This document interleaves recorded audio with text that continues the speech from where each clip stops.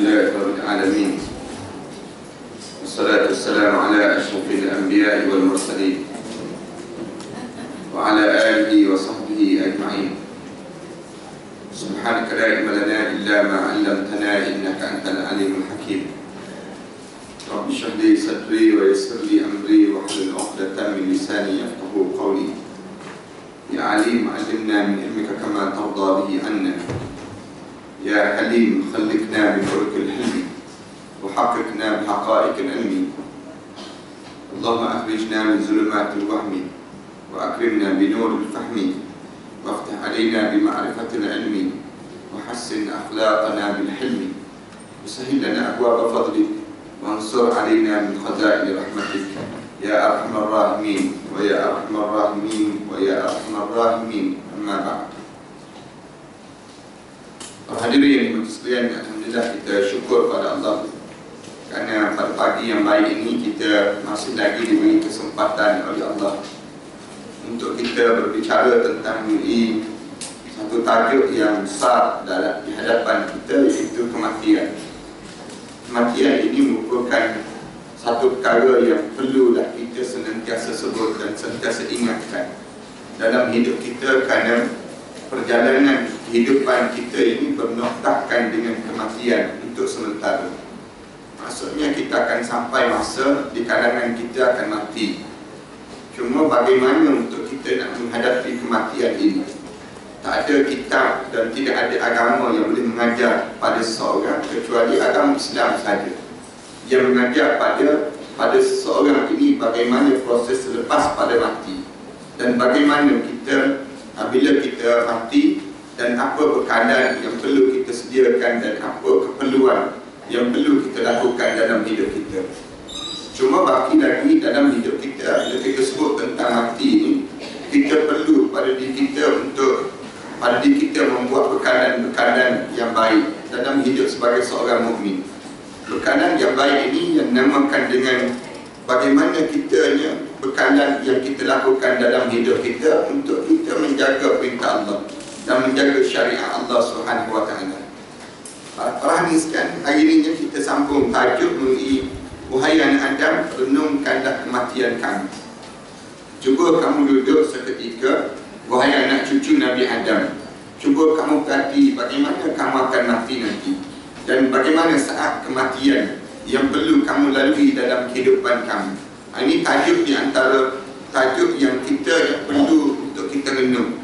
Kerana mati ini akan sampai di kalangan kita, cuma berbeza ataupun keadaan yang bagaimana kita akan hadapi kematian di kalangan kita.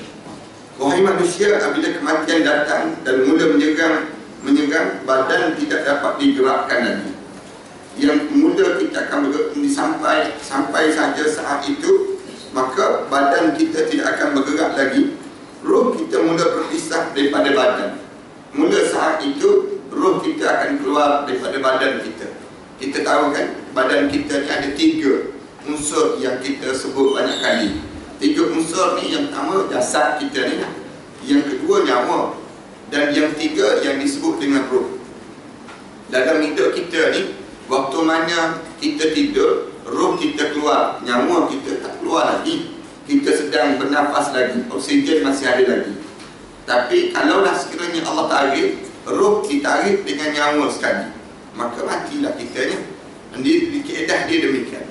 Roh kita waktu mana kita tidur, roh kita keluar, tapi oksigen itu masih ada lagi, nyawa kita masih ada lagi. Yang ni yang disebut, ulama-ulama kata ada 3 benda yang tercantum pada jasad kita. Tapi waktu mana roh kita mula dicabut, dikeluar daripada badan kita, pisahlah roh daripada badan, nyawa kita pun melayang, dah tak ada dah. Jasad dibawa mula ke kuburan, dan jasad kita mula, kalau dibiarkan juga, dia akan busuk. Tak lama dia akan busuk badan ini, dan dia akan mengganggu habis orang lain. Lalu ditimbun dengan tanah, kita pun mula diletakkan dalam tanah. Kemudian maka sudah saatnya orang yang tidur untuk bangun daripada tidurnya. Katanya tuan kitab kita ni, kamu orang yang tidur sekarang ni, kebanyakan manusia yang hidup dia tidur, bangunlah. Jangan kamu tunggu saat itu, jangan tunggu saat di mana kamu baru nak celik di waktu mana kamu berada dalam kubur. Jangan. Kerana apa dia? Kerana waktu mana kamu baru nak celik, kamu berada dalam kubur, kerugianlah pada diri kamu. Ini ramai mana orang yang waktu mana dia hidup, dia tidur.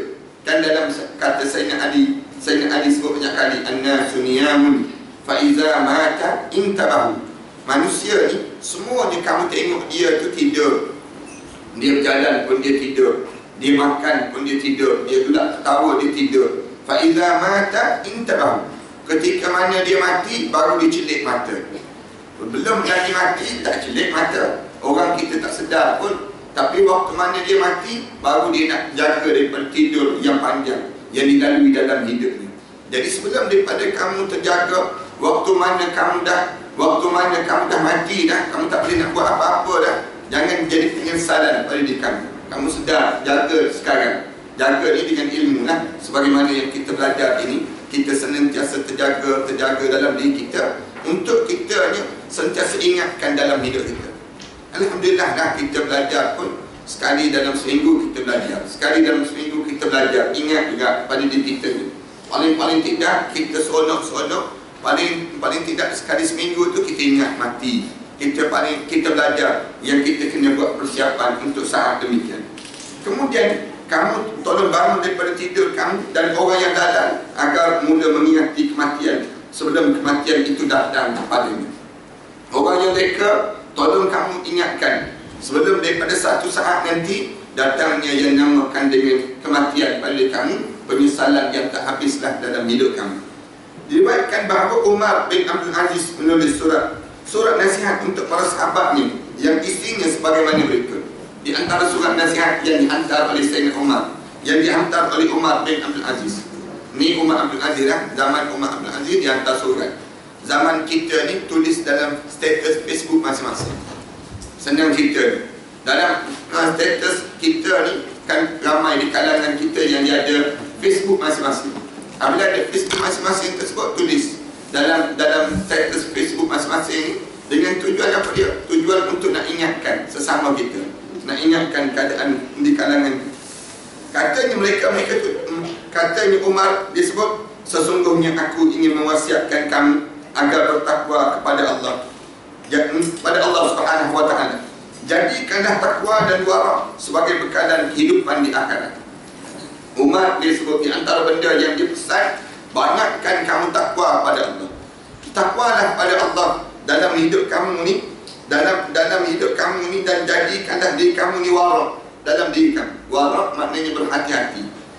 Takwa kalau kita sebut takwa pun lebih kurang berhati-hati ataupun berjaga-jaga. Kemudian wara maksudnya kita ni ambil pegang terhadap perintah agama dalam hidup kita.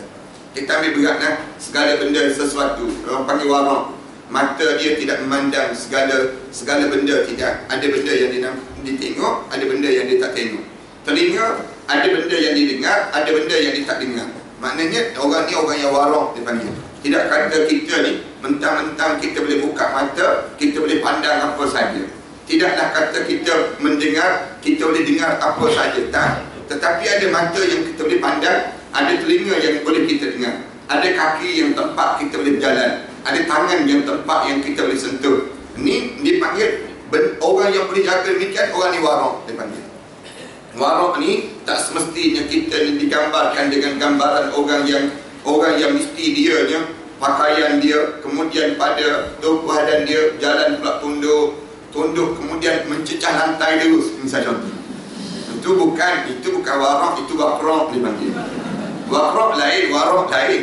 Sampai dia tak makan, tak minum, itu bukan gambaran wara. Wara maksudnya dia mengambil jalan pertengahan dalam agama.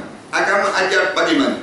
Maknanya tidaklah sampai peringkat dia pakai mesti pakaian yang buruk-buruk, ataupun mesti dia bercakap sepatah dia bercakap. Tidak demikian. Wara ni digambarkan orang yang senantiasa berhati-hati dengan perintah Allah Subhanahu wa taala. Dia jaga perintah Allah. Maknanya dia gunakan segala nikmat yang Allah kurniakan pada diri dia untuk ketaatan pada perintah Allah. Itu tanda dia wara. Wara dalam hidup dia. Dia gunakan segala nikmat pemberian yang Allah kurniakan dalam hidup dia untuk taat pada perintah Allah. Itu tanda dia seorang yang wara. dan dia hanya berjaga-jaga jangan sampai peringkat dia buat benda yang maksiat pada Allah Subhanahu Wa Taala. Umar Abdul Aziz dia kata, aku ingin pesan pada kamu buat bekalan 2 kali dalam hidup kamu. Takwa ni yang pertama bekalan. Takwa ni kalau kita nak sebut apa dia takwa. Takwa ni maksudnya benda yang dia meliputi kepada iman yang ada pada diri kita. Nabi biasa sebutkan iman kita ni berada dalam hati kita. Kat luar kita ni dia panggil takwa. Takwa ni kita sebut lapisan yang awal dalam iman pada seseorang. Lapisan awal, lapisan yang utama. Takwa kita ni yazid wa yanqus. Dia boleh tambah dan dia boleh berkurang. Bila berkurang? Bila kita jarang dalam menjaga syariat.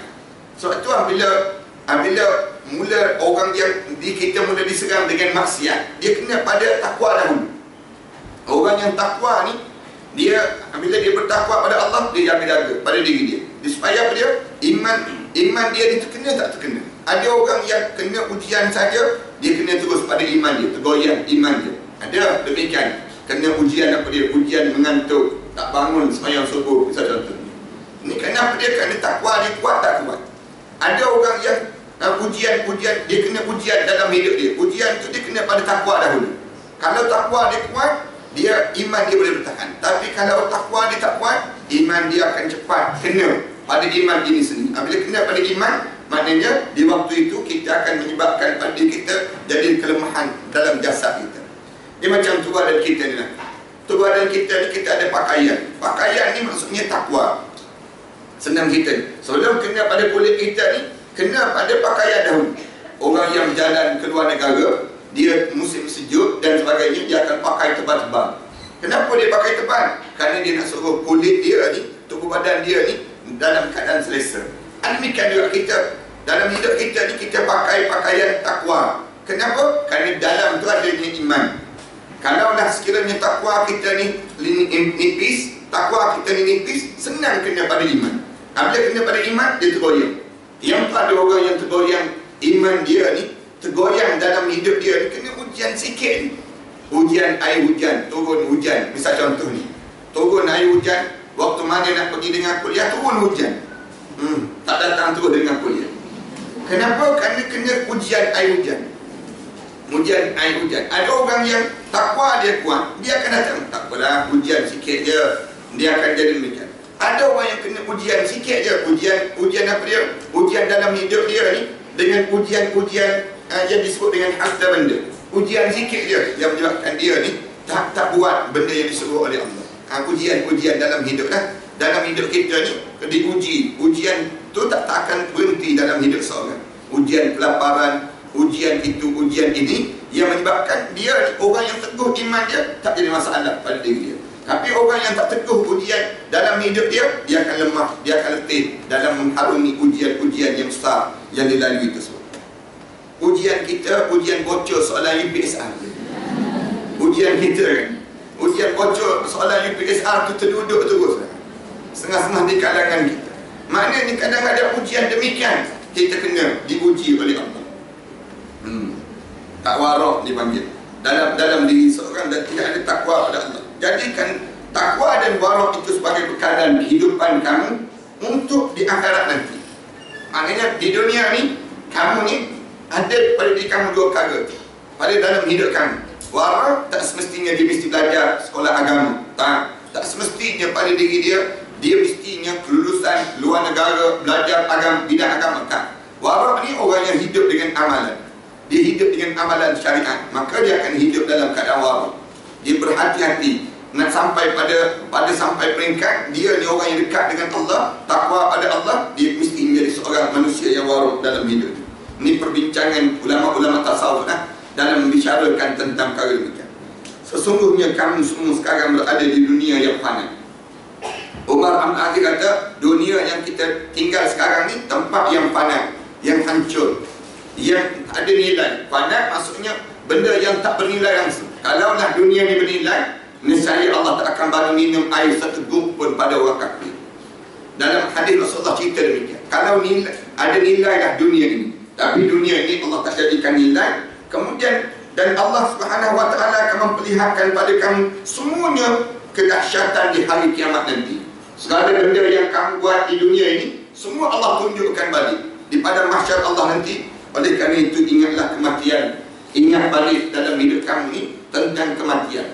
Perhati pada diri kamu tentang kematian. Firman, sebagaimana firman Allah, kullu nafsin dha'iqatul maut.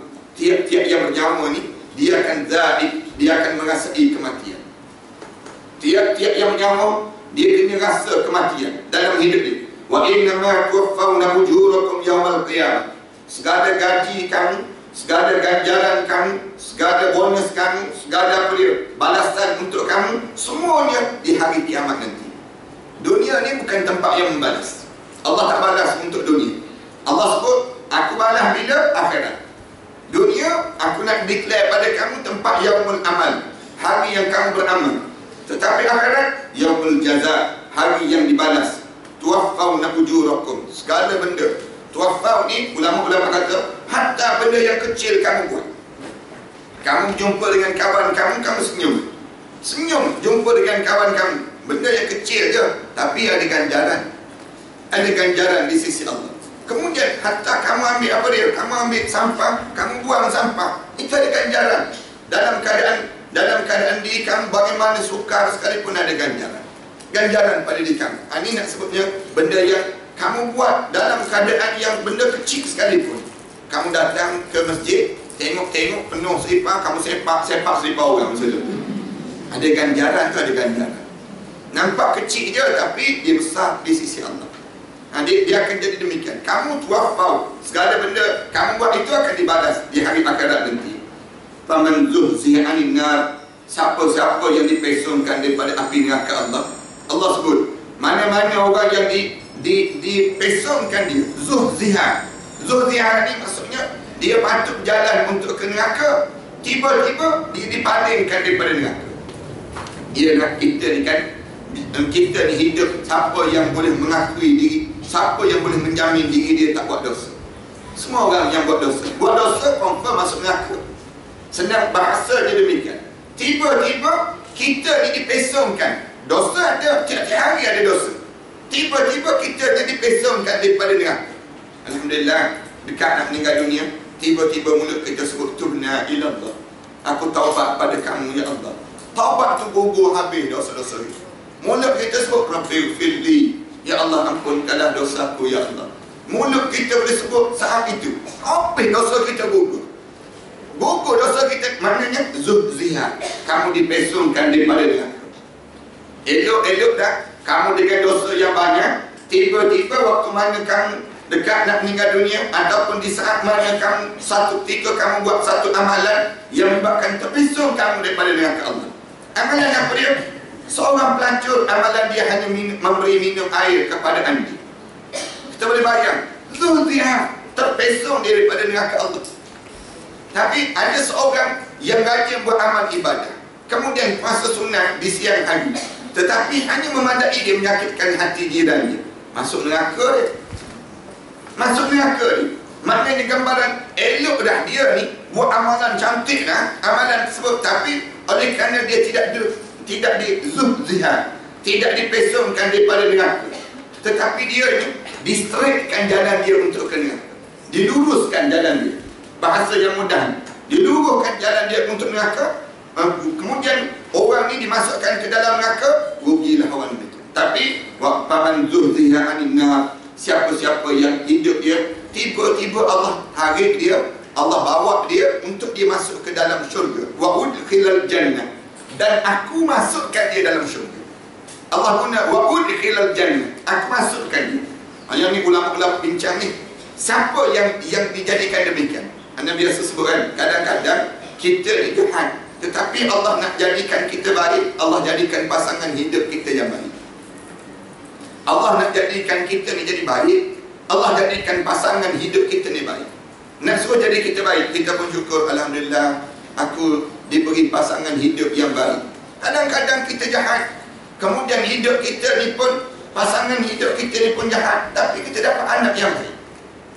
Anak kita ni, tiba-tiba je anak-anak kita ni, anak pernah cerita pada para hadis sekian, ada seorang hamba Allah, apabila dia cerita pada anak ni, dia kata, dulu Ustaz, saya ni seluar pendek, isteri ni tak tutup aurat, macam-macam gaya lah gambaran dia. Dia sebut saya ni macam juga. Tapi apabila anak saya dapat 5A UPSR, saya tanya pada dia, abang nak pergi hadiah dapat 5A ni nak pergi ke mana? Anak sulung dia cerita demikian.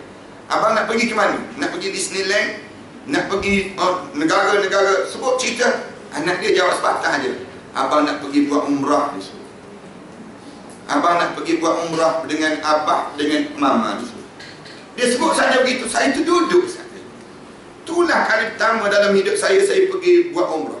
Saya buat umrah dia. Lepas itu perubahan mula datang dalam hidup saya. Maknanya gambaran apa dia? Gambaran kalau Allah sayang. Allah sayang. Kadang-kadang Allah tak bagi pada pasangan, tapi Allah bagi Nabi anak. Tapi anak pun kadang-kadang teruk juga. Jadi dalam hidup kita jahat, suami jahat, isteri jahat, anak pun jahat juga. Tapi Allah bagi, kalau Allah sayang, Allah bagi menantu yang baik. Menantu kita ni, menantu yang saleh dan juga saleh masuk dalam rumah tangga kita, dapat orang yang baik dalam hidup kita. Ni pun tanda Allah pesongkan kita daripada negara. Tapi kadang-kadang menantu pun hantu juga. Dapat menantu pun menyesal dapat budak ni, misalnya contoh. Nak sebut gambaran demikian. Tapi Allah nak tunjuk sayang lagi. Allah jadikan jiran-jiran yang baik, tempat yang baik. Ini wa udkhilal jannah. Aku mula nak masukkan kamu ke dalam syurga. Untunglah orang yang diberi tanda-tanda ini. Kalau perahan sekarang ada kedudukan posisi-posisi ini, ataupun satu ketika Allah buka jalan-jalan hidayah ni, Allah bezakan orang. Ada orang yang Allah bagi hidayah melalui dia tengok TV, tiba-tiba terbuka hati dia. Ada orang yang dalam hidup dia Allah bagi hidayah melalui kawan-kawan dia. Jomlah kawan dia ni tak putus asa pun nak mengingatkan dia. Maknanya Allah bagi hidayah melalui dia. Wa udkhilal jannah. Allah nak masukkan dia dalam syurga. Orang ni siapa dia? Faqad faz. Orang ni lah orang yang paling excellent dalam hidup. Orang yang paling faz, orang yang paling berjaya. Yang orang yang berjaya ni Allah nak gambarkan bukan orang yang rumah besar tak. Orang yang paling berjaya ni bukan orang PhD dia banyak tak. Orang yang paling berjaya ni bukan orang yang boleh berkata-kata lunak, tidak. Tapi orang yang paling berjaya ni orang yang dimasukkan dalam syurga. Wa udkhilal jannah. Orang yang boleh dimasukkan ke dalam syurga. Walaupun kamu penyaku sampah, tapi kamu boleh masuk syurga. Kamu jauh lebih bernilai daripada orang yang rumah besar, tapi dia tak boleh masuk dalam syurga Allah. Walaupun kamu hidup dalam keadaan yang kerjaya kamu dipandang hina, dipandang hina operator pengeluaran, ataupun orang pandang sapu sampah, ataupun tolong bersih tangki najis dan sebagainya, tapi kamu boleh masuk dalam syurga. Kamu dianggap jaya, lebih mulia daripada seorang pegawai CEO yang sedang makan rasuah itu. Kamu lebih baik daripada orang yang membocorkan soalan UPSR itu sebenarnya. Maknanya kamu lebih bernilai daripada orang yang hidup dalam keadaan yang buat khianat dalam kehidupan ini. Orang yang kamu dalam keadaan kamu boleh masuk syurga, maknanya kamu jaya dah. Faqad faz. Orang yang paling jaya bukan orang kenderaan mewah, bukan orang rumah besar, bukan orang yang kamu gambarkan orang ni berjaya, tak. Tapi orang yang paling berjaya, orang yang boleh masuk dalam syurga Allah. Nah, ni orang yang paling kejayaan yang cemerlang dalam hidup mereka. Wa mal hayatud dunya illa mata'ul ghurur.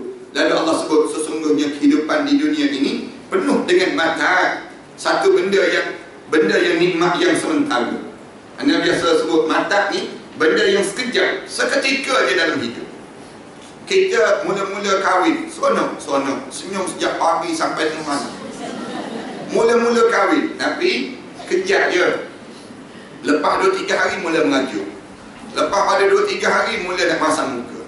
Lepas pada tu ada benda. Maknanya benda mata ni benda yang sekejap. Benda sekejap je. Kita makan, sedap makan. Orang tanya makan kat mana? Makan dekat restoran, jalan-jalan cari makan. Kita makan tempat demikian, sedap. Tapi berapa lama? Seketika. Lepas pada tu hilang sedapnya. Dunia ni pun sama. Dunia ni benda yang sekejap, nikmat seketika. Tapi akhirat Allah guna. Tapi nak sebut ni gambaran tentang dunia ni illa mata', benda yang seketika. Kemudian illa mata'ul ghurur, penuh dengan tipu daya. Allah gambarkan demikian. Satu, benda yang namanya mata'ul ghurur. Dalam keadaan yang sekejap, seketika, kemudian ghurur, penuh dengan tipu daya. Tipu daya je kita. Ramai mana kan orang kita tengok dalam gambar cantik-cantik, tengok muka sebenar bodohnya. Nak sebutnya ghurur, terpedaya. Letak gambar signboard tepi jalan, cantiknya. Nak sebut gambaran demikian, pergi tengok, ya Allah, macam ni rupa-rupa. Nak sebut gambaran ghurur, terpedaya. Ramai mana orang yang terpedaya, dihias. Maknanya gambaran yang dihias. Hias tu, kalau kita tengok cantik, seolah-olah tak ada yang kecacatan yang kita nampak. Tapi benda yang penuh dengan ghurur, penuh dengan tipu daya dalam kehidupan. Ini dunia. Dunia ni begitu katanya digambarkan oleh Allah Subhanahu Wa Taala. Lalu Allah sebut lagi, kullu man 'alaiha fan. Tiap-tiap apa yang ada atas dunia ni semuanya akan hancur. Benda apa yang tak hancur, semua akan fan. Fan maknanya luput masanya, habis tempohnya, habis yang namakan dengan masa ketika. Benda yang lambat laun akan hilang. Fan dipanggil mereka. Benda yang tak ada apa-apa lagi kekuatan. Kita tengok satu ketika rumah kita tu cantik mula-mula masuk, tapi lama-lama fan. Dia jadi lama-lama orang tengok lagi lama lagi buruk, lagi lama lagi buruk. Lama-lama orang panggil rumah berhantu. Ini kenapa dia barang fan, barang hancur. Beg kita baru beli, cantik-cantik, tapi lama-lama fan, benda yang hancur. Pakaian kita baru je, tapi lama-lama fan, hancur. Kita sendiri ni pun sama juga. Waktu mana kita bergambar dulu, model terus muka kita.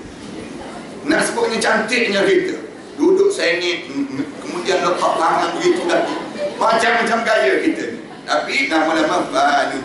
Fanun maknanya benda yang tak ada apa-apa pada diri kami. Orang kita kan, dia rasa terpedaya dengan benda yang seketika. Kullu man 'alaiha. Semua apa yang ada atas dunia ni fanun, benda yang hancur luput, yang tarikh luput dia akan berakhir. Maknanya sampai demikian. Ni gambaran yang Allah gambarkan. Ni dunia yang kamu kena faham dalam hidup. Dalam ayat yang lain Allah Subhanahu Wa Taala sebut, fakaifa idza tawaffat humul malaikatu yadribuna wujuhahum wa adbarahum. Bagaimana di waktu mana kamu dimatikan oleh mereka, di waktu mana keadaan yang kamu dipukul oleh mereka, yadribuna wujuhahum, di waktu mana Allah pukul hentak muka kamu, wa adbarahum, dan memukul wajah belakang dan depan kamu tersebut. Depan dan belakang kamu maksudnya nak keluarkan roh kamu daripada jasad. Bagaimana keadaan di saat mana kamu, Allah nak rentakkan roh kamu, nak cabut jasad kamu daripada jasad kamu, roh kamu ini daripada jasad itu. Kamu boleh bayang bagaimana sengsaranya kamu, bagaimana kesukarannya pada di saat itu. Susahnya kita tengok doktor gigi tu cabut gigi orang kan. Kalau gigi yang payah-payah tu kita tengok, Allah, susahnya kadang-kadang demikian. Hari itu nak cabut tu baru gigi baru. Kita jawab tu baru gigi baru. Tapi kalau sekiranya nak dibayangkan cabut roh daripada jasad, kamu boleh bayang bagaimana Allah pukul depan, malaikat itu pukul depan belakang dalam keadaan yang kamunya menyakitkan kamu dan mensengsarakan kamu di saat tersebut. Ada riwayat yang mengatakan bahawa malaikat maut memukul dengan cemeti daripada api. Dalam satu riwayat kata, waktu mana nak keluarkan roh ini, malaikat maut itu pukul dengan belantan ataupun cemeti itu, dengan yang keluar daripadanya api-api. Pukul tu menyakitkan pada diri kamu. Kan anda pernah cerita pada peranan sekian, tengok orang yang kena sebat tu cukup dah. Tengok orang yang kena sebat tu pun kita rasa sakit dah. Yang kena sebat tu kita rasa sakit. Yang kita kat luar, boleh bayangkan bagaimana saat mana roh kita nak dikeluarkan daripada jasad. Ni fakaifa idza tawaffatuhumul malaikah. Cuba kamu bayangkan di saat mana kamu dimatikan oleh mereka. Kemudian dalam ayat yang lain Allah Subhanahu Wa Taala sebut, qul yatawaffakumul maut, qul yatawaffakumul malakul maut alladhi wukila bikum summa ila rabbikum turja'un. Kemudian katakanlah wahai Muhammad, mereka maut yang ditugaskan untuk mencabut nyawa kamu itu, wukila bikum summa ila rabbikum turja'un, akan mematikan kamu, kemudian kepada Allah lah kamu akan dikembalikan. Waktu mana malaikat maut itu Allah wakilkan. Malaikat, kamu diwakilkan untuk cabut nyawa manusia. Di waktu mana cabut nyawa manusia tersebut, lepas mana cabut, nak pulang ke mana nyawa manusia ni? Summa ila rabbikum turja'un. Kemudian kamu balik kepada Tuhan kamu dalam keadaan kamu menyendiri seorang-seorang. Sebagaimana kamu datang seorang-seorang, kamu balik pada Allah seorang-seorang. Yang ni datang seorang-seorang tu apa juga? Orang sambut kita dengan keadaan, dalam keadaan masing-masing hilai tahu, seronok tengok kita. Kita keluar ni semua orang gembira dengan kita. Cuba bayang di saat mana kita seorang, orang semua menangis meratapi. Orang tengok, kena pergi dah dia. Seorang-seorang kena pergi. Seorang-seorang kena pergi. Bukan lagi hilai tahu yang mengiringi kita, tapi yang mengiringi kita di saat mana kita menghadap itu, tangisan orang lain. Orang memandang, Allah macam manalah dia. Dia dalam kubur malam tamu di alam barzah nanti. Bagaimana saat dia keseorangan nanti. Ayat ni, summa ila rabbikum turja'un. Kamu kembali pada Tuhan kamu dalam keadaan kamu seorang-seorang. Kemudian ada satu riwayat yang sampai pada aku mengatakan bahawa malaikat maut kepalanya sampai ke langit dan kakinya sampai ke bumi. Satu gambaran bagaimana besarnya malaikat maut itu. Kepala dia di langit, kaki dia ke bumi. Kita kan balik-balik rumah malam-malam, elektrik tak ada. Dalam keadaan elektrik tak ada, tiba-tiba melintas satu bayangan yang besar depan pintu. Pengsan terus. Kadang-kadang yang kita nampak melintas tu bukan melintas pun. Apa dia? Kain langsir je. Kain langsir yang kita terlupa ada kain langsir kat situ. Nak sebut kain langsir kita tu terbayang sikit. Bayang sikit kita pun pengsan terus. Allah, kita rasa ada benda lain. Padahal tak ada lagi dalam sejarah orang mati kerana kena gigit pada hantu. Tapi oleh kerana trauma kita dimasukkan dalam pemikiran kita ni, pemikiran kita ni mati, tengok orang, tengok hantu ni bahaya dan sebagainya. Ada satu lagi yang lebih bahaya apa dia? Malaikat maut. Malaikat maut ni besar tak besar dia, kepala dia di langit, kaki dia di bumi. Padan dah yang tu. Cukup dah yang tu untuk kamu boleh bayangkan bagaimana besarnya nak cabut nyawa kamu yang sekecil itu. Dunia berada dalam genggaman tangan, seperti pinggan makan yang berada di hadapan kamu. Malaikat maut melihat wajah setiap anak Adam sebanyak 366 kali. Ini macam-macam pandangan ulama-ulama sebut ni. Yang ni disebut malaikat maut tengok wajah anak Adam 366 kali dan memperhatikan tiap-tiap rumah 600 kali. Tiap-tiap rumah ni 600 kali dipandang. Kita tak tahu berapa kali dah rumah kita dipandang. Maknanya cukup 600 kali matilah awal dalam rumah. Bahasa yang mudahnya, gambaran bagaimana malaikat maut sentiasa memandang dan memandang. Kemudian dan memperhatikan tiap rumah sebanyak 600 kali. Malaikat maut akan berdiri di tengah-tengah dunia sambil memperhatikan dunia dan seluruh isinya, baik daratan, lautan maupun pergunungan, seperti sebuah pinggan yang berada di antara kedua kaki kamu.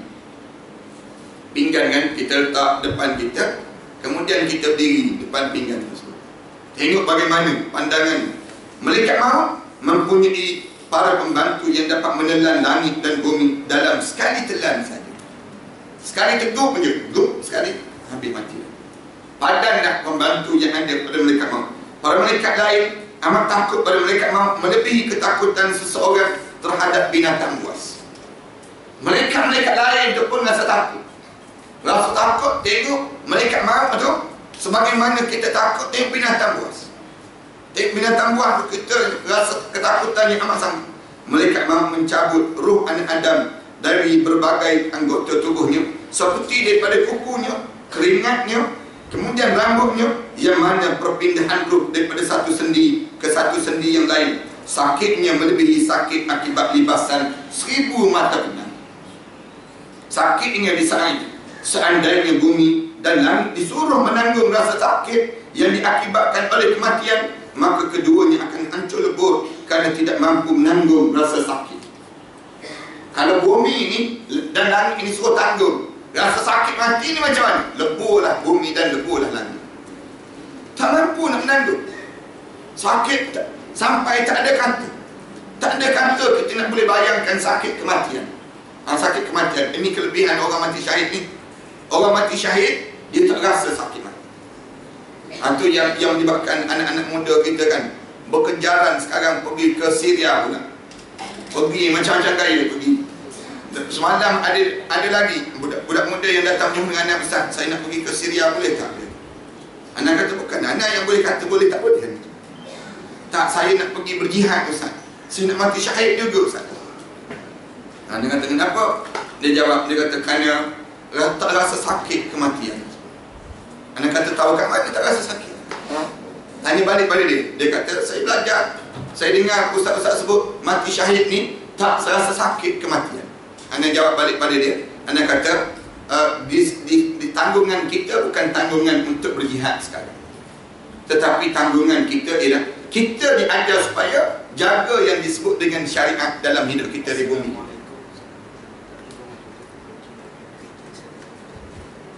Ada blok WQG 171. Anda sebut tanggungan yang nak sebut gambaran pada kita-kitanya menanggung sekarang ni ialah tanggungan kita di sini. Tapi orang yang di sana, itu dia bertanggungjawab mempertahankan negara mereka. Tetapi kita tak menjadi tanggungjawab sebagaimana tanggungjawab mereka itu. Anda kata, Ramadan ada ibu lagi? Ya, pergi balik jaga ibu. Jaga ibu itu pun jihad yang besar. Nak jaga ibu ni pun sukar. Berapa ramai di kalangan kita ni tolak menolak jaga ibu. Nak jaga ibu pun susah. Nak balik jaga ibu dahulu, itu lebih utama daripada kita sibuk dengan benda yang lain. Jaga ibu ni pun dianggap jihad dalam kehidupan kita. Bukan jaga isteri, jaga ibu. Ramai orang jaga isteri tapi tak jaga ibu. Ada juga demikian. Ibu tak terjaga tapi jaga isteri, bukan main lagi dia jaga. Yang ni yang menjadi satu benda yang besar dalam hidup mereka tersebut. Seandainya bumi dan langit disuruh menanggung rasa sakit yang diakibatkan oleh kematian, maka keduanya akan hancur lebur kerana tidak mampu menanggung rasa sakit itu. Mereka mahu akan meletakkan roh orang mukmin yang dicabut di atas sutra putih yang diletakkan haruman, sedangkan roh orang kafir diletakkan di dalam sebuah bekas daripada api yang baunya lebih busuk daripada bau bangkai itu sendiri. Keadaan kematian keadaan kematian. Roh orang mukmin cabut-cabut tu letak di atas sutra. Sutra tu dah ada bau wangi, wangian yang kemudian dia lembut pula. Sutra diletakkan roh orang mukmin di tempat itu. Apabila ajal seorang mukmin hampir tiba, maka dia akan didatangi 4 malaikat yang akan mencabut nyawanya. 4 malaikat yang besar yang akan datang cabut nyawanya daripada kaki kanan dan kiri. Roh orang mukmin akan keluar melalui hujung jari seperti air yang mengalir. Rasulullah SAW waktu mana cerita roh nak keluar tu, Rasulullah ambil bekas air, Rasulullah tuangkan bekas air. Rasulullah kata, roh orang mukmin ni macam ni waktu mana dia nak keluar tu, macam air yang mengalir keluar daripada bekas air. Kemudian keadaan orang kafir ketika akan meninggal dunia seperti kain bulu yang basah yang digosokkan dengan striker yang amat panas. Terbunyi kan, waktu mana letak striker yang panas tu, bulu tu basah tu bunyi tu, kemudian bang, hangit je bang. Ini gambaran orang yang tidak mukmin, melekatnya pada striker tersebut. Kemudian lepas pada itu dalam keadaan hilang, tak ada benda, dalam keadaan yang waktu mana digosok saja begitu, hilang segala-galanya bulu yang ada pada tempat tadi. Ada demikian juga dengan orang kafir. Kalau mana dia mati, Rasulullah SAW gambarkan habislah keadaan pada diri, tak ada apa-apa, ngecur habis yang ada dalam tu badan. Abu Hamid menyatakan dalam Kashful Muluk Al-Akhir, jika seorang meninggal dunia, maka orang sekeliling akan membincangkan mengenai dia. Waktu mana meninggal dunia dia, orang sekeliling dia ni akan memandang pada dia, cakap tentang dia. Di dalam kalangan mereka ada yang berkata, fulan telah meninggalkan wasiat serta harta benda. Ada orang yang cakap dekat dengan dia, dia kata, orang ni dia meninggal dunia, tapi dia telah wasiat dan dia tinggalkan harta benda. Sedangkan yang lain berkata, lidah fulan sudah berat untuk cakap. Yang sebelah tu kata, Allah tak cakap dah dia, diam dah dia. Dia sudah tidak mengenali lagi jiran tetangganya dan tidak dapat bercakap lagi dengan saudaranya. Aku melihat Kamu seperti orang yang dapat mendengar, kemudian tetapi tidak mampu untuk bercakap. Anak-anak perempuan kamu menangisi kamu seperti layaknya seorang tawanan, dan dia berkata, wahai ayahku tercinta, mengapa kamu tinggalkan aku sehingga aku menjadi yatim? Siapa yang akan memenuhi keperluanku? Demi Allah, kamu dapat mendengar tetapi tidak mampu bercakap di saat itu. Ini katanya tuan kitab kita, dia sebut dalam Abu Hamid digambarkan orang cakap semua. Aku nak bagi tahu pada kamu, anak kamu pun menangis. Kenapa ayah tinggalkan saya? Kenapa ayah tinggalkan kami? Kenapa ni tengah sebut-sebut gitu ni? Kamu dengar tak dengar? Kamu dengar. Kamu dengar, tapi kamu tak mampu nak menjawab. Dia tak boleh nak jawab dah, kerana kamu sudah mati di saat demikian. Tak percaya, tunggu mati. Maknanya yang tu paling mudah lah pada diri kita. Yang ni lah yang ustaz cerita dahulu, yang ni lah yang digambarkan dahulu, yang ni lah yang sempat belajar dahulu. Kita pun mula teringat balik, Allah, aku ni di saat mana aku hidup, aku tak ambil kesempatan dan peluang yang Allah kurniakan. Banyak kan kita kesempatan kita ni, kita lepas begitu je. Tahajud malam lepas. Malam kan, malam berlalu je. Nak bangun solat sekejap pun tak boleh. Nak solat, padahal bangunlah sekejap, sebut sepatah je. Subhanallah walhamdulillah wa la ilaha illallah wallahu akbar. Lepas tu ngantuk sangat, bung, tidur balik. Yang tu pun tak boleh. Maknanya kita lepas peluang. Peluang tu ada tapi tak nak. Duha, ramai mana orang kita tak buat. Peluang ada, tapi kita berlalu gitu je. Tiap kali mana peluang, kesempatan untuk kita menderma, kita tengok je tabur derma tu. Setengah-setengah orang tengok tabur derma pun pejam mata dia. Nak sebutnya gambaran bagaimana tak naknya dia. Kita ada peluang tapi kita tak nak ambil kesempatan. Tengok anak yatim tu, tak ada pun rasa nak usah di atas kepala dia. Tangan kita ni nak pegang, jamah, cium dahi anak yatim tu tak ada pun pada dia. Kenapa? Kerana kita lepas je. Peluang yang ada, ramai di kalangan kita lepas. Bila kita menyesal? Bila dalam kubur. Masuk dalam kubur tu menyesal. Allah, menyesal. Kita padahal kita dah masak dah. Waktu mana kita masak? Padahal apa masalah kita lebihkan sikit masakan kita untuk diberi pada jiran kita? Kenapa tak buat? Bukan bulan Ramadan. Bukan bulan Ramadan, nanti bulan Ramadan baru kita buat. Padahal kita dah masak. Lebih, apa kurang dan apa ruginya kita? Tapi oleh kerana kita ni fikir untuk diri kita je, kita tak pernah nak fikir panjangnya masa dalam hidup kita, ruang yang ada pada kita. Padahal kita ada peluang, tapi kita lepaskan peluang-peluang yang Allah kurniakan dalam hidup kita. Bayangkanlah diri kamu, wahai anak Adam, apabila kamu telah diambil daripada tempat tidur kamu, kemudian kamu dimandikan, lalu kamu dikafani, saudara serta jiran tetangga kamu sedih merasa kehilangan kamu, teman-teman kamu akan menangis kamu, dan orang yang mandikan kamu akan kata, di mana isteri si fulan serta anak-anaknya yang ditinggalkan. Orang yang mandi itu dia ada, macam mana isteri dia, macam mana anak-anak dia? Para ahli hikmah membaca syair berikut ini. Wahai kawan yang tertipu, mengapa kamu masih lagi sibuk bermain? Kamu masih lagi sibuk leka dalam hidup kamu. Kamu punya angan-angan yang panjang, sedangkan maut itu semakin dekat pada kamu. Kemudian kamu tahu bahawa cita-cita itu menjadi lautan yang luas. Kapalnya adalah dunia, maka dia berlayar pada kamu, sehingga kan kamu terleka dengan kapal. Maknanya hidup kamu ni seolah-olah kamu tak rasa kamu akan berhenti di pelabuhan yang kamu akan terhenti dalam hidup kamu. Kenapa kamu terlalu sibuk dengan hidup kamu ni sampai kamu tak buat peluang-peluang yang ada dalam hidup kamu? Kan Anda sebutkan banyak kali kan, orang kita ni dia tahu siapa di kalangan kita yang berani menafikan tak penting baca Quran. Tak ada orang kita.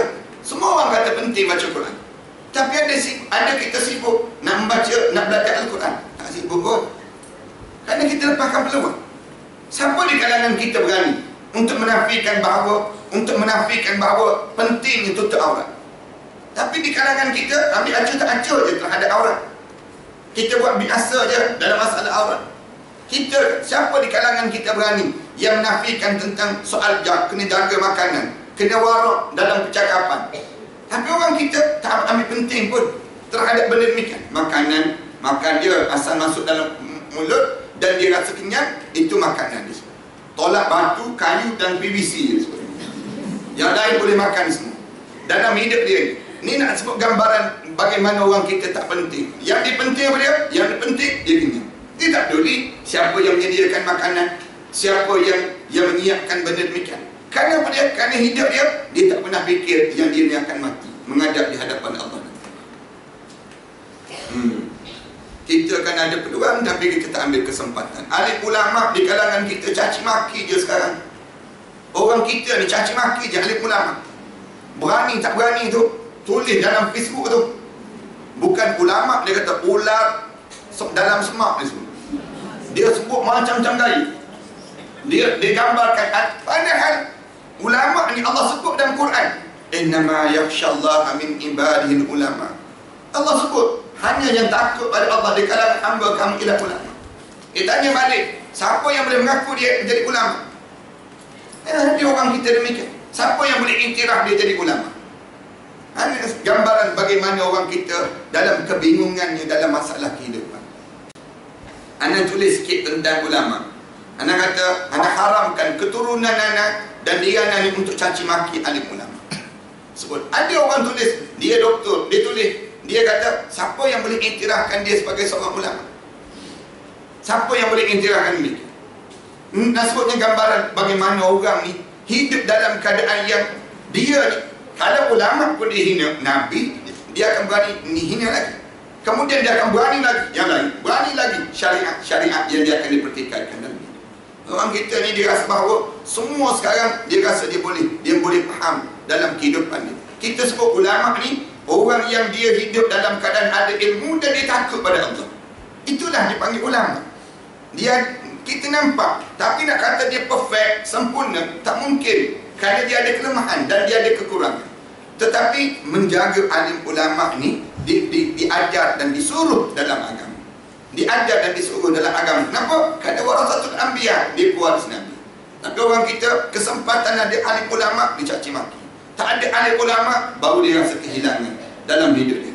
Dan Allah sebut innallaha la yaqbidu ilman intiza'an walakin biqabdil ulama. Allah tak cabut ilmu ini dalam keadaan mengejut, tetapi Allah matikan alim ulama. Mati alim ulama ni, maka cabutlah ilmu. Allah yarham Datuk Hashim Yahya yang baru meninggal dunia pun di antara orang alim di kalangan kita. Dan anak menumpang ilmu daripada beliau terlalu banyak. Walaupun kita ni pernah orang sekali dan sebagainya, tapi ilmu-ilmu yang banyak daripada beliau. Ini contoh-contoh yang mudah. Allah matikan ilmu-ilmu yang tersendiri. Tak semua orang yang Allah bagikan pada setiap di kalangan kita ilmu yang sedemikian. Tapi orang kita, dia petikai siapa dia. Tapi dalam hidup, kalaulah matinya penyanyi-penyanyi, hilanglah permata yang berharga dia. Hilang permata dia. Padahal permata tu 24 juta je, bukan banyak. Nak sebutnya nilai permata tu. Nak jumpa dengan orang yang bawa permata 24 juta. Orang tu jumpa dengan dia kata saya yang bawa Ustaz. Wallahi saya nampak, saya pegang, saya yang pergi tunjuk, saya yang bawa sendiri. Dia sebut demikian. Para ulama berkata, tu kita bawa pisang dua tandan. Para ulama berkata, apabila setiap Nabi, Rasul, para wali dan orang yang bertakwa mengalami kepedihan kematian, dia rasa mati. Lalu mengapa orang biasa seperti kita tidak mahu mengingati pedihnya kematian tersebut? Kalaulah Nabi, Rasul, wali, orang yang takwa, dia rasa pedih kematian. Kita yang tidak Rasul, tidak wali, tidak takwa, kurang kelemahan yang ada orang biasa di kalangan kita, kenapa kita tak ingat tentang pedihnya kematian? Mengapa kita belum juga menyediakan bekalan untuk menghadapi ini? Kalau orang yang sebegitu pun kelam kabut, orang-orang yang saleh di kelam kabut, Nabi pun kelam kabut, kenapa kita yang tidak Nabi, yang tidak sebagaimana mereka tersebut, patutnya kita jauh lebih kelam kabut daripada mereka ini? Kerana mereka itu Nabi-Nabi dan juga Rasul. Kekuatan yang ada pada diri mereka tersebut, kekuatan yang jauh lebih hebat daripada kita. Tiba-tiba kita ni dalam keadaan diri kita ni, Allah jadikan kita ni lemah, tiba-tiba kita tak buat persiapan yang sebaik daripada mereka itu. digambarkan demikian. Kemudian mereka juga mengatakan bahawa ada dua hikmah yang dapat kita ambil daripada kepedihan sakaratul maut yang dialami oleh setiap Nabi itu. Ada dua perkara yang disebut pada kita. Yang pertama, agar semua makhluk mengetahui akan pedihnya mati. Yang hakikatnya kematian adalah satu yang tidak diketahui. Walaupun mati itu dirahsiakan, bila masa, tapi kita kena belajar mati-mati ini pedih. Mati-mati ini saat yang terlalu sukar dalam hidup seseorang. Tak semudah yang kita jangka dalam hidup. Yang kita jangan ingat dengan mati itu menyelesaikan permasalahan tak. Nabi pun pedih. Kalau Nabi, Rasul itu pedih, kamu tolong belajarlah tentang bagaimana pedihnya yang amat dahsyat berbanding dengan keadaan yang kamu akan lalui dalam kehidupan kamu. Jika kita melihat keadaan seorang ketika akan meninggal, maka seolah-olah rohnya keluar dengan begitu mudah. Sehingga menurut pendapat kita, kematian merupakan suatu yang mudah. Kadang-kadang ada di kalangan kita tengok, orang mati itu mudah jadi mati. Sebenarnya yang mudah kerana kita tidak mengetahui hakikat kematian yang sebenarnya. Ketika para Nabi menceritakan tentang pedihnya mati, maka barulah kita tahu bahawa setiap orang yang akan meninggal dunia, kecuali orang yang mati syahid, pasti merasakan bagaimana pedihnya mati. Ini cara demikian. Apabila Nabi-Nabi cerita bagaimana pedihnya mati, baru kita belajar, Allah, pedih sungguh mati. Kita belajar dengan kematian para Nabi itu, yang menyebabkan kita senantiasa bersedia dalam hidup kita tentang saat di mana dalam keadaan yang sukar yang perlu kita lalui dalam kehidupan kita. Jangan pertama. Sebab tu orang mati syahid, anda sebut banyak kali kan, orang mati syahid tu dia tak terasa pedihnya mati. Bila ditanya oleh Allah, siapa yang nak hidup balik? Orang mati syahid ni. Orang mati syahid dia nak hidup balik. Kenapa? Allah seronoknya, nikmatnya, sehingga kan kita boleh tengok bagaimana keadaan yang kematian orang yang mati syahid itu. Seronok, gembira pada mereka. Waktu mana anda pergi ke Mesir 2-3 hari sudah, kemudian sampai di Mesir itu, anda berjumpa dengan orang yang dia berada di Medan Rabah. Di Medan Rabah, di dekat tangan dia ni ada kesan peluru yang menembusi jasad dia. Kemudian dia nampaklah jahitan-jahitan dekat tangan dia. Dia sebut dia driver van dia, driver taksi. Tapi bercakap dia, Masya Allah, macam orang alim sungguh. Dia bercakap. Dan dia kata sepanjang krisis yang berada di Raba'ah itu, dia kata, saya berada, kawan saya 6 orang mati syahid di sebelah saya. Gugur syahid dia kata. Dan Asma binti Baltaji ini seorang perempuan yang mengandung, dalam keadaan mengandung, yang ditembak mati oleh tentera ini. Tentera tembak tu jatuh di atas dia. Dia kata, dia repah tu, Asma itu jatuh atas dia. Dia kata dia sebut Asma itu tak habis-habis lafaz kalimah La ilaha illallah, La ilaha illallah disebut. Mulut dia tak berhenti menyebut kalimah itu. Kemudian dia tersenyum indah melihat tempat. Saya nampak disebut. Saya nampak tempat dalam syurga. Asma binti Baltaj, seorang perempuan, dia minta izin dengan suami dia, benarkan saya nak turun di Medan Raba'ah. Suami dia kata, anak-anak dah tidur. Kemudian anak dah tidur, dia mengandung. Dalam keadaan mengandung tu, kemudian ditembak, kena tepak dekat dada dia. Repah dia. Repah, dalam keadaan repah tersebut, kemudian disambut oleh driver taksi ni. Kemudian dia kata, waktu tu dia kata, saat yang genting. Allah, genting tak genting. Para hadis kan boleh bayang bagaimana sampai peringkat di waktu mana genting ni, mayat-mayat ni diletakkan dalam Masjid Raba'ah. Dalam Masjid Raba'ah tu ada mengumpul lagi. Tentera ni ambil minyak, bakar semua mayat-mayat. Bakar semua. Dengan masjid-masjid itu bakar.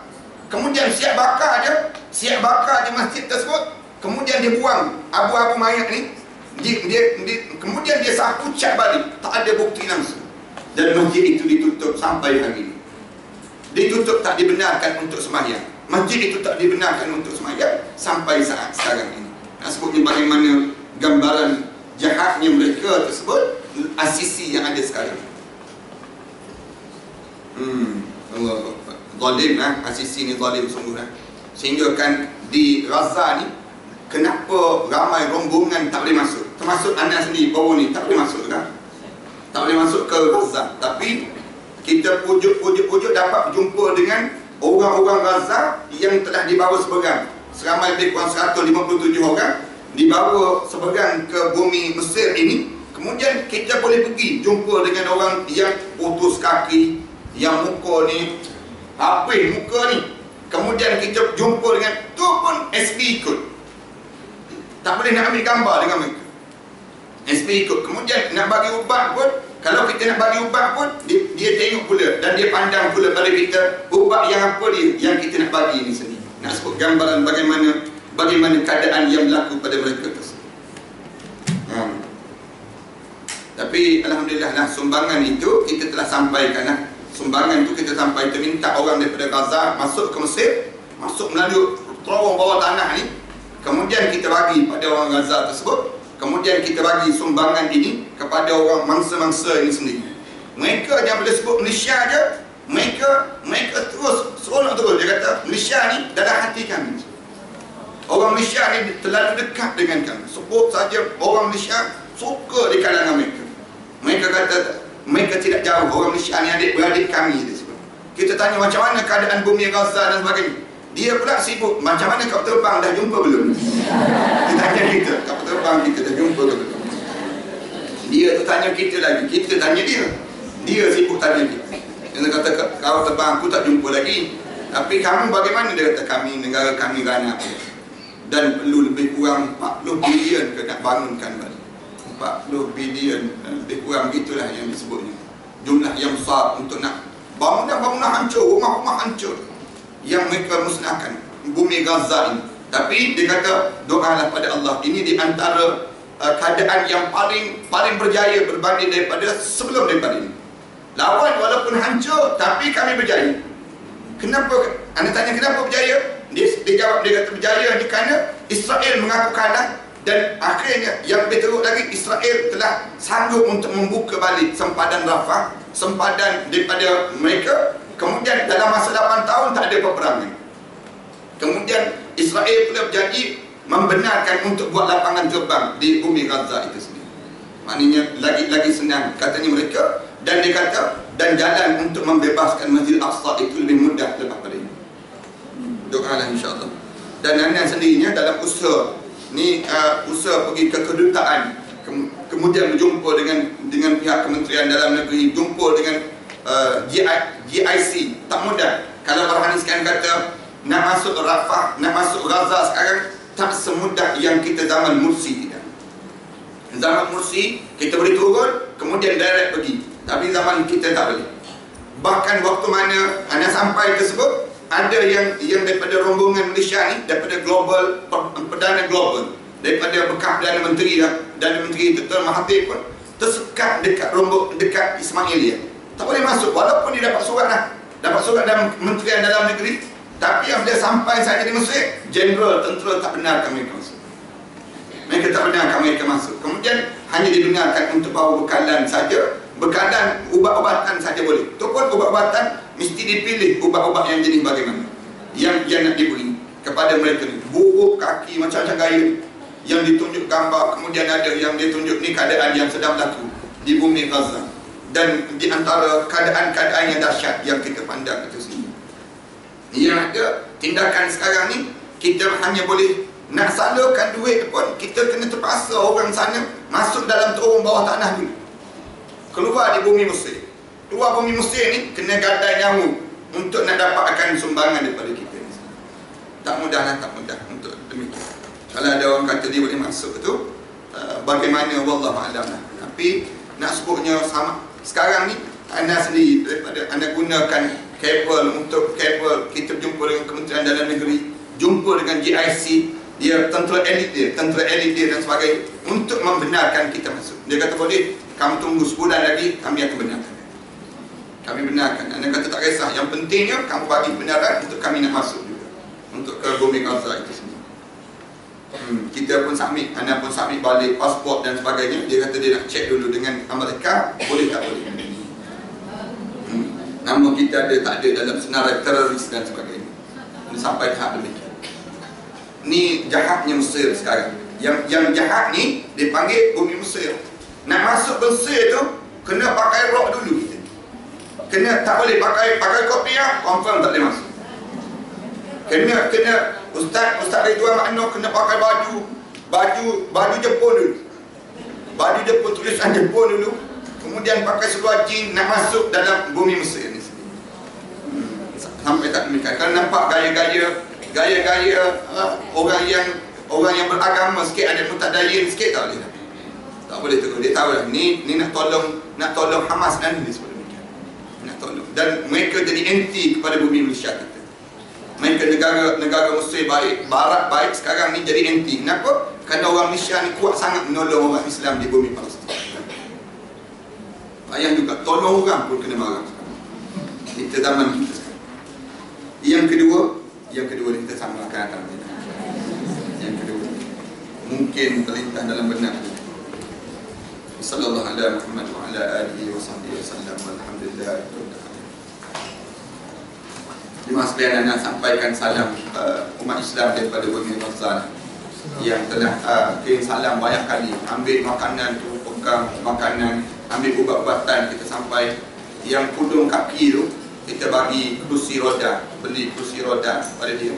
Kerana Mesir dia Mesir tak bagi pun keperluan itu, hanya bagi tempat hospital. Dia kata aku ni sikit lah, orang lain teruk lagi disebut. Orang lain teruk lagi yang cerita masalah mereka tu. Kita tak ada suara dah kita nak sebut tentang cerita keadaan orang di bumi Gaza itu sendiri. Cuma anaknya sampai di bumi Mesir. Sampai di bumi Mesir je, tapi nak bawa masuk tu tak boleh lah. Sumbangan tersebut, kecuali anda terpaksa serahkan kepada sahabat-sahabat daripada Gaza itu masuk dengan cara demikian.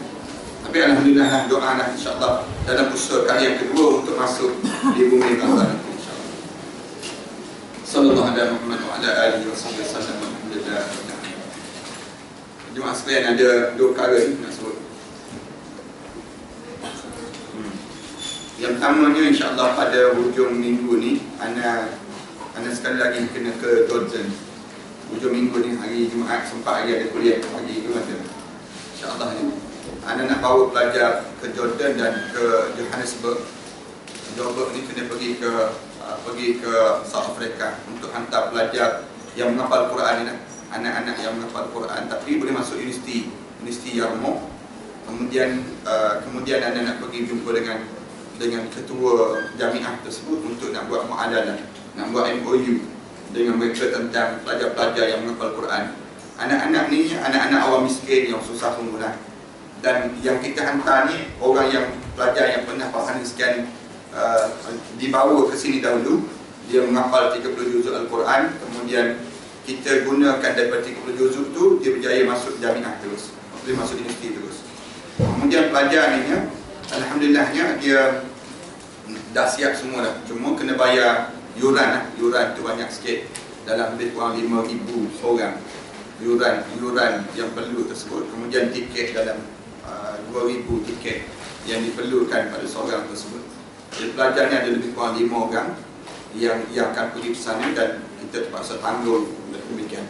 Kalau jemaah yang ada siapa yang nak menyumbang ataupun nak wakaf, dan nak wakaf pula, bukan wakaf, nak niatkan untuk kebaikan pada pelajar ini dan kita semua ni, penajaan dan sebagainya, itu sesuai lah. Nak sebut kerana mereka ni susah. Anda pergi jumpa dengan Muhammad Syahir tu, pergi rumah dia tu, rumah kayu, kemudian ada satu bilik je. Rumahnya ada satu bilik, kemudian susah. Ayah dia pun termenung. Anda sebut nak hantar anak ni belajar ni, ayah dia termenung. Nak hantar dengan apa Ustaz? Saya kata susah, saya memang susah sungguh. Tapi walaupun sekalipun anda kata tak apa, kita pakat-pakat biayai lah mereka untuk mereka belajar. Kemudian seorang lagi itu sama juga, memang orang susah yang kita hantar untuk mereka belajar selama 3 tahun setengah. 3 tahun setengah untuk belajar dalam bidang usul fiqh. Mereka menghafal Al-Quran, kemudian belajar lagi. Kemudian sambung ke Johannesburg pun sama juga. Jadi kalau jemaah yang nak menaja itu sesuai yang pertama. Yang keduanya, anak-anak panjangkan juga ibadah korban yang biasa nak buat ni tiap tahun tersebut. Kalau jemaah yang nak bagi ibadah korban ni 450 dia satu bahagian. 450 anak bahagi-bahagikanlah di selatan Thailand yang sedang perang tu. Kemudian di Langkawi, kemudian ada beberapa tempat yang lain yang sahabat-sahabat minta supaya nak panjangkan benda demikian. Jemaah tolong tulis nama, kemudian satu bahagian 450. Mudah-mudahan dia akan jadi. Bismillahirrahmanirrahim. Alhamdulillahirabbil alamin. Wassalatu wassalamu ala rasulillah wa ala alihi wa sahbihi ajma'in. Rabbana iftah bainana wa baina qaumina bil haqq wa anta khairul fatihin. Rabbana ij'alna muqimas salat wa min dhurriyyatina rabbana wa taqabbal du'a. Rabbana hab lana min azwajina wa dhurriyyatina qurrata a'yun waj'alna lil muttaqina imama. Rabbana atina fid dunya hasanah wa fil akhirati hasanah wa qina adzabannar. Sallallahu ala Muhammad wa ala alihi wa sahbihi wasallam. Alhamdulillah.